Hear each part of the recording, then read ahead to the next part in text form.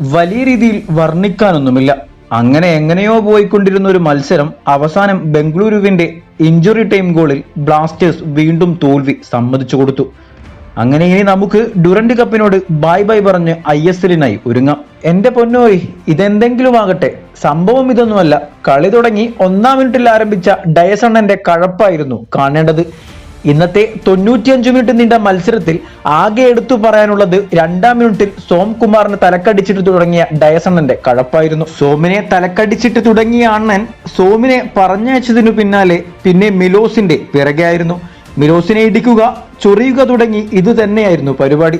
ഒടുവിൽ മിലോസിന് yellow card കിട്ടിയെങ്കിലും ഡയസിന്റെ കഴപ്പിന് നല്ലൊരു കിടിലൻ ടാക്ലങ്ങ് വെച്ചുകൊടുത്തു. എന്നാൽ അടങ്ങുമെന്ന് വിചാരിച്ചെങ്കിൽ പിന്നെ അതാ നവോച്ചയുടെ പിറകെ. അങ്ങനെ മത്സരത്തിലുടനീളം ബ്ലാസ്റ്റേഴ്സ് മാനേജ്മെന്റിനോടുള്ള അണ്ണന്റെ കലിപ്പ് വട്ടായി കഴപ്പായി. അണ്ണന്റെ അഴിഞ്ഞാട്ടത്തിന് ശേഷം അവസാനം അണ്ണൻ തന്നെ ഗോളടിച്ച് കളിയും ജയിപ്പിച്ചു. മൊത്തത്തിൽ പറഞ്ഞാൽ ബ്ലാസ്റ്റേഴ്സ് ശരിക്കും അങ്ങ് മൂഞ്ചി.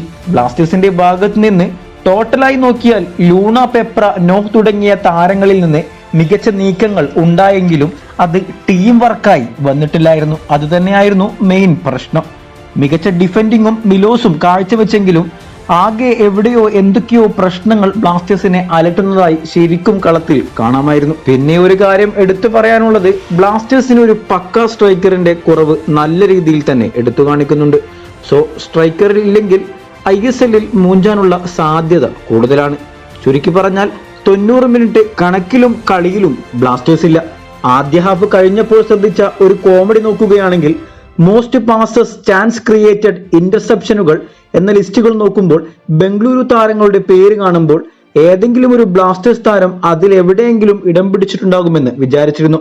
പക്ഷേ തെറ്റിച്ചില്ല, ഉണ്ട്. ഏതിലല്ലേ? മോസ്റ്റ് ഫൗൾസിൽ. എന്തു പറയാനാ, ശരിക്കും എന്താ 90 മിനിറ്റിൽ നടന്നതെന്ന് എന്ന് സത്യം പറഞ്ഞ എനിക്കും ഒരു പിടിയില്ല. ആകെ ശോകം മുഖം. അപ്പോ ഓക്കെ, ബൈ. അടുത്ത വീഡിയോയിൽ കാണാം.